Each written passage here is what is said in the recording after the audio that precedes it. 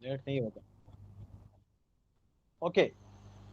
राजकुमार जी, आपने Hindustan zinc limited में काम किया, उसके बाद आप एफसीआई में चले गए, फिर आप जूनियर अकाउंटेंट बन गए। तो ये इतना कंफ्यूजन क्यों है आपको? आप तय नहीं कर पा रहे हैं आपको कहाँ सेवा करनी है, कहाँ अपने कैरियर ऑप्शन चुनना है? जी सर, मेरा ऐसा मानना है कि एक प्रगतिशील व्यक्ति को हमेशा खुद की उन्नति के लिए और समाज की उन्नति के लिए हमेशा कार्यरत रहना चाहिए। और उसी धारणा को ध्यान में रखते हुए मैं, जब भी मुझे अवसर मिलता है अच्छे स्थान पे जाने का, तो मैं प्रयासरत रहता हूं। और इसी दौरान आज मैं आपके सामने साक्षात्कार के लिए उपस्थित हुआ हूं सर। चलिए, एफसीआई में काम किया आपने। जी सर। अच्छा, एफसीआई के बारे में माना जाता है करप्शन के बड़े चार्जेस लगते हैं, क्या आपने कुछ देखा वहां पर ऐसा? जी सर, मेरे सामने ऐसा कोई वाकया नहीं है, और एफसीआई जो है वो काफी अच्छे लेवल पे काम करता है। तो मुझे ऐसे लगता है कि जिस दौरान मैंने काम किया, तो एफसीआई जो है वो राष्ट्र की खाद्य सुरक्षा के लिए बहुत अच्छा काम करता है। अच्छा, तो एफसीआई में काम के कृषि कानूनों की आपको जानकारी अच्छी खासी है, तो ये बताइए मुझे, कृषि कानून अच्छे हैं क्या?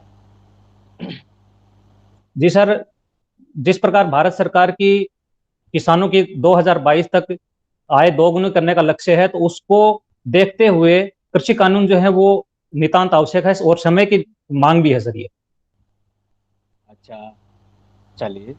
मुझे बताइए कि एफसीआई जो अनाज खरीदने के लिए कहाँ कहाँ से अनाज खरीदती है, कहाँ कहाँ अपने जो है परचेज पॉइंट्स एस्टेब्लिश करती है, मुझे बताइए।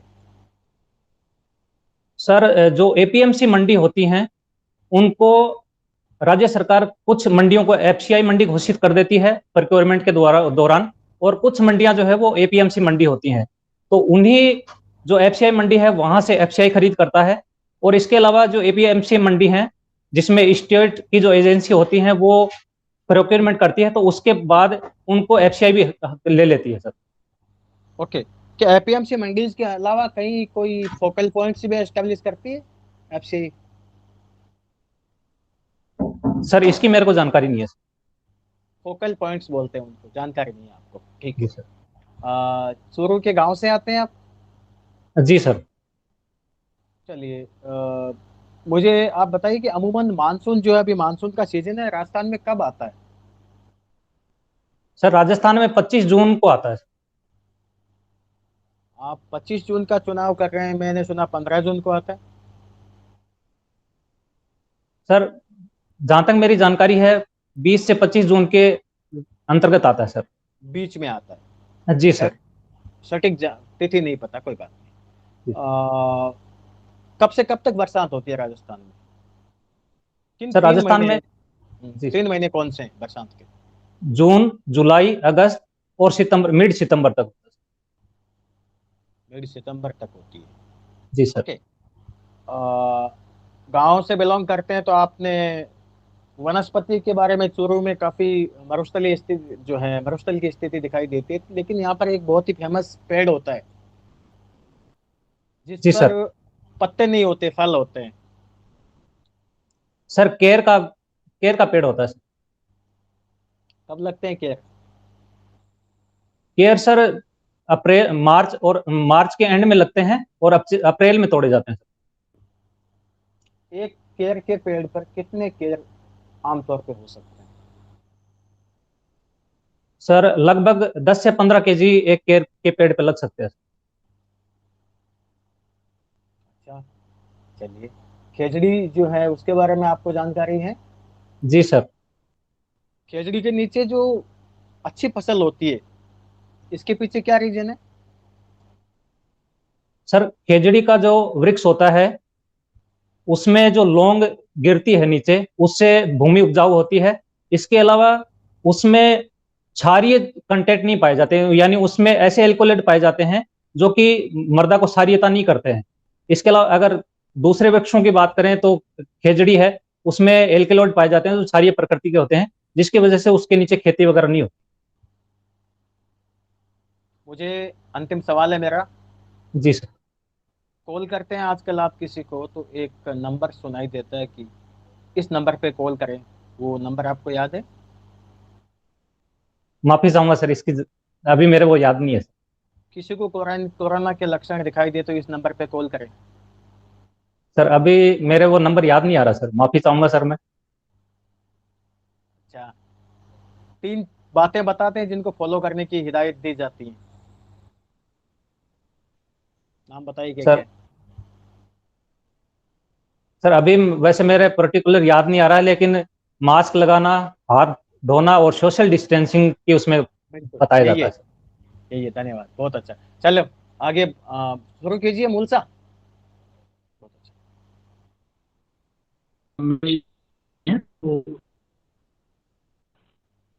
जी सर।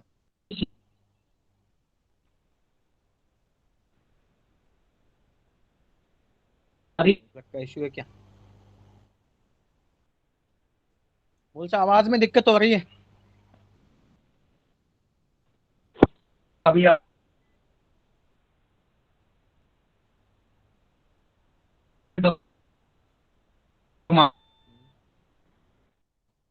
सर सर आपकी आवाज नहीं आ पा रही है। आवाज नहीं आ रही है। मूलसा लैपटॉप पे जुड़ जाइए एक बार। मगर जी आप शुरू कर दीजिए, तब तक मूलसा कंफर्टेबल होते हैं।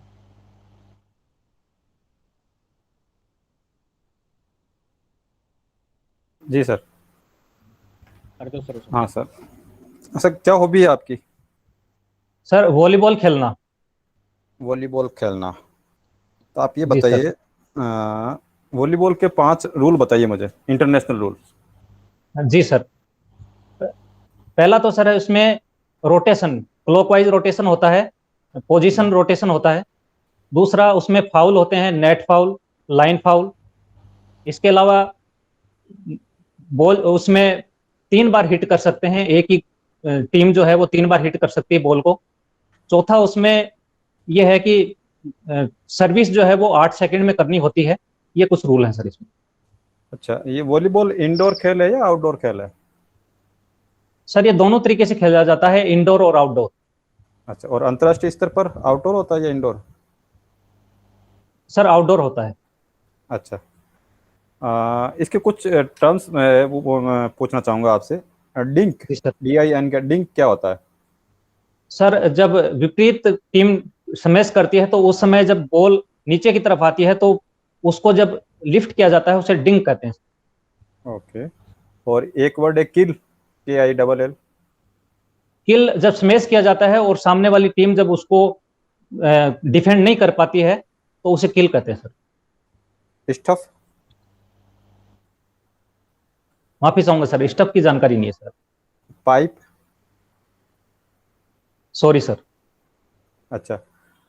इंडिया में ये गेम इतना क्यों पॉपुलर नहीं है, या इसके अंतर्राष्ट्रीय स्तर पर हमारी क्यों नहीं हम उस लेवल तक पहुंच पाए हैं जैसा क्रिकेट में पहुंचे हैं? इसके पीछे क्या कारण है? सर इसके पीछे 3-4 कारण है। पहला तो इस गेम की इतनी जागरूकता नहीं है गेम के बारे में, और मीडिया कवरेज भी इस गेम को नहीं मिल पाया है। चौथा, सरकारी स्तर पर भी इसको ज्यादा मान्यता, ज्यादा इसके लिए प्रयास नहीं किए गए हैं, और उचित प्रशिक्षक व अवसंरचना का अभाव, जिसकी वजह से ये खेल जो है वो काफी पिछड़ गया है। अच्छा, आप अगर SDM बन जाते हैं और आपको अपने क्षेत्र में इस गेम को बढ़ावा देना है, तो क्या आप 3 या 4 उपाय करेंगे कि ये गेम आपके क्षेत्र में अच्छे से बढ़ सके आगे? सर मेरा सबसे पहला प्रयास यही होगा कि ग्रामीण स्तर पर जो युवा हैं उनको प्रेरित करना, और स्कूल स्तर पर इस गेम को बढ़ावा दिया जाना चाहिए। साथ में ही ऐसे स्थानीय प्रशिक्षक यहाँ नियुक्त किए जाने चाहिए, और तहसील लेवल पर तथा पंचायत लेवल पर इसके लिए ग्राउंड बनाने चाहिए। भामाशाह का भी इसमें सहयोग लिया जा सकता है सर। अच्छा, राजस्थान में कोई वॉलीबॉल के प्रसिद्ध खिलाड़ी रहे हैं? जी सर। बताइए कौन रामो कौन। रामोवतार जाखड़ जी हैं जो झुंझुनू से हैं। इसके अलावा RK पुरोहित हैं, जोधपुर से हैं। अभी भारत की कोई अंतर्राष्ट्रीय स्तर पर उपलब्धि है क्या वॉलीबॉल में? सर अंतर्राष्ट्रीय स्तर पर भारत की जो पुरुष टीम है उसकी रैंक 34 है, जबकि महिला की 76 के आसपास है। हालांकि कोई इंटरनेशनल लेवल का जो गेम है वो अभी तक हम नहीं जीत पाए हैं। एशियन गेम में हमने जरूर शुरुआत के जो एशियन गेम हुए थे 58 में और 64 में, इसमें स्वर्ण पदक जीता है भारतीय टीम ने। अच्छा, महिला और पुरुष वर्ल्ड के टॉप फर्स्ट और सेकंड नंबर पे कौन है प्लेयर अभी? सर ब्राजील के हैं ए गिबा, और चीन की है ली ली लिन। ठीक है, और सेकंड नंबर पे? सॉरी सर, सेकंड नंबर की जानकारी नहीं। ओके। अच्छा, चूरू आपका डिस्ट्रिक्ट है, होम डिस्ट्रिक्ट है। जी सर। यहाँ पर एक जगह है दूधवा खारा, क्यों प्रसिद्ध है दूधवा खारा? सर दूधवा खारा किसान आंदोलन के लिए प्रसिद्ध है, जो 1944-45 के आसपास यहाँ पे किसान आंदोलन हुआ। उसके अलावा और कोई दूधवा खारा किसी चीज के लिए प्रसिद्ध है किसान आंदोलन के अलावा? सर इसके अलावा अभी मेरी जानकारी में नहीं है सर कुछ। ओके। ताल जी छापर की कुछ विशेष बातें बताइए। जी सर, ताल छापर मृग अभयारण्य है जहाँ पर काले हिरण पाए जाते हैं। इसके अलावा यहाँ पे साइबेरियन सारस, कुछ विदेशी पक्षी भी आते हैं, और यहाँ पे एक झील है, ताल छापर झील। ठीक है। प्रजामंडल आंदोलन में चूरू का क्या सहयोग रहा, क्या योगदान रहा? जी सर, प्रजामंडल आंदोलन में चूरू के कुछ यहाँ के स्थानीय नेता थे जिन्होंने काफी योगदान दिया, जैसे स्वामी गोपाल दास, और माफी चाहूंगा सर, एक ही नाम ये मेरे को याद आ रहा है, जिन्होंने बीकानेर रियासत के जो जमींदारी प्रथा थी उसके विरोध में इन्होंने आंदोलन किए थे सर। ठीक है, बहुत अच्छा। अंतिम क्वेश्चन है, आप चूरू में क्या संभावनाएं देखते हैं विकास की, या आगे इसमें संस्कृति में, या आगे बढ़ने के लिए? सर चूरू में औद्योगिक स्तर पर अगर देखा जाए तो यहाँ पर हथकरघा उद्योग जो है इसको बढ़ावा दिया जा सकता है। इसके अलावा आईजीएनपी का अगर यहाँ पे विस्तार किया जाए तो कृषि क्षेत्र है वो भी काफी डेवलप हो सकता है, और सेवा क्षेत्र की भी यहाँ पे काफी संभावनाएं हैं। ओवर टू मोसिंग सर। हाँ, वर्तमान में आप कौन सी जॉब में हैं? सर वर्तमान में मैं कनिष्ठ लेखाकार के पद पर कार्यरत हूँ सर। तो आपने ये पोस्ट चेंज क्यों की? पहले आप एफसीआई में थे, फिर उससे इसमें आ गए, क्या कारण रहा? वो नौकरी ठीक नहीं थी क्या? सर वो जॉब अच्छी थी, और कोई भी जॉब जो है वो मेरे अनुसार खराब नहीं होती, क्योंकि उससे किसी न किसी तरीके से स्वयं की आर्थिक स्थिति को सुदृढ़ भी बनती है, साथ में समाज को भी कुछ देने का मौका मिलता है। लेकिन जब मैं एफसीआई में था तो उससे पहले ही मैंने जो कनिष्ठ लेखाकार पद का एग्जाम दे रखा था, और बाद में जब ये रिजल्ट आया तो मैंने उसको ज्वाइन करना उचित समझा था। क्या परिवर्तन आया आपका पे स्केल में एफसीआई से इसमें कनिष्ठ लेखाकार में? सर यहाँ पे ग्रेड पे चलता है, जबकि वहाँ पे सीजीपीए जो है वो चलता है, और वहाँ का वेतन यहाँ से कम था सर। अच्छा, ठीक है। एफसीआई में काफी भ्रष्टाचार की खबरें भी आ रही है, क्या कारण है कि एफसीआई में इतना भ्रष्टाचार है?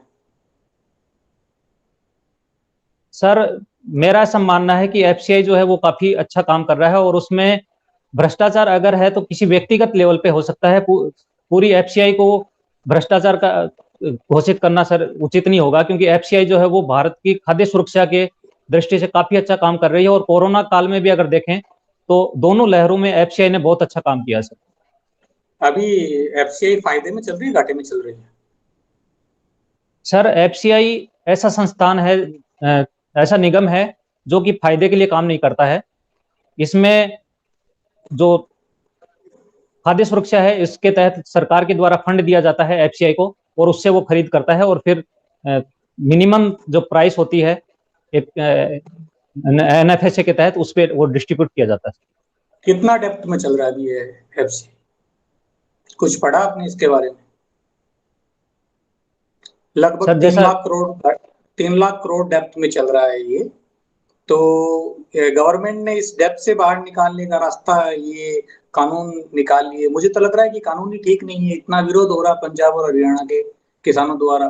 तो आप क्या उचित ठहराते हैं कि सरकार ने जो कानून लाए हैं वो ज्यादा सही है और किसान गलत विरोध कर रहे हैं? सर जहां तक मेरी जानकारी है एफसीआई एक लाभ के लिए कार्य नहीं करता है सरकार के लिए। ये एक फूड सिक्योरिटी को मेंटेन करने के लिए एक संस्था है जो खाद्यान्न का स्टोर करती है। लेकिन ये जो कृषि कानून आए हैं ये एक तरह से देश के किसानों को सुदृढ़ करने के लिए लाए गए हैं। तो फिर विरोध क्यों हो रहा है? अभी तक विरोध चल रहा है, 6 महीने हो गए। जी सर, इसके विरोध का कारण यह है कि कुछ किसानों में ऐसी गलतफहमी है कि इसकी वजह से जो एपीएमसी मंडी है और जो एमएसपी है उसको बंद कर देगी सरकार।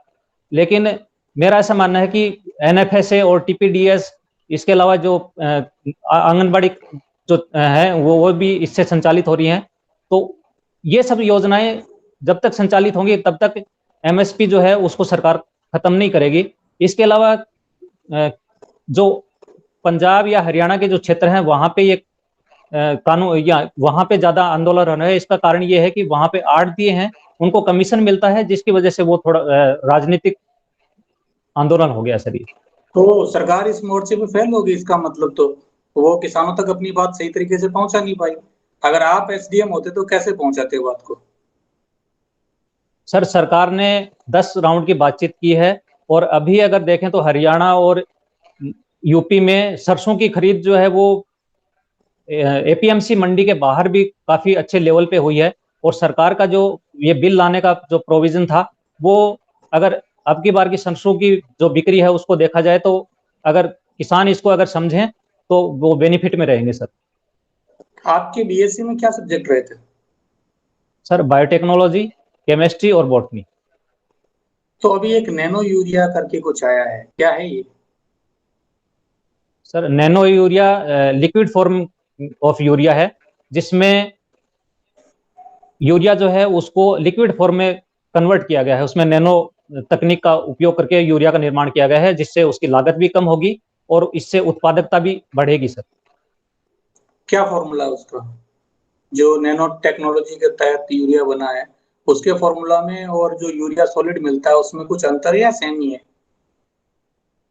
माफी चाहूंगा सर, फॉर्मूले की जानकारी नहीं है मेरे को। तो आपके तो बायोटेक्नोलॉजी में नैनो टेक्नोलॉजी जैसा भी कुछ होता होगा ना? सर, नैनो टेक्नोलॉजी बायोटेक्नोलॉजी से अलग ब्रांच है, जिसमें 10⁻⁹ आकार के जो कण होते हैं उनका ही अध्ययन किया जाता है। अच्छा, बायोटेक्नोलॉजी में तो ये कोरोना वायरस का स्टडी होती होगी। कोरोना वायरस कौन सी फैमिली से बिलोंग करता है?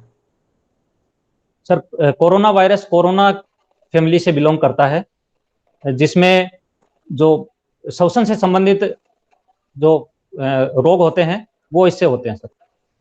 ये सार्स कोव क्या है? SARS CoV sir severe acute respiratory syndrome है सर। तो मैंने तो ऐसा पढ़ा है कि कोरोना सार्स कोव से बिलोंग करता है, आपने कोरोना फैमिली बताया, तो दोनों सेम ही है, कुछ अलग अलग है या कुछ अंतर है इनमें? जी सर, आपका कहना उचित है, ये सार्स फैमिली से आता है सर। अच्छा, ठीक है। ये कोवैक्सीन को WHO मान्यता क्यों नहीं दे रहा है? क्या कारण रहा है इसके पीछे? सर, कोवैक्सीन जो भारत बायोटेक ने विकसित की है, इसके लिए WHO ने जिस फॉर्मेट में इन्होंने जो दस्तावेज पेश किए थे उसकी बजाय उनको खारिज करके दोबारा से उनको मंगवाया है, जिससे कि उसकी पूरी जानकारी उनको उपलब्ध हो पाए।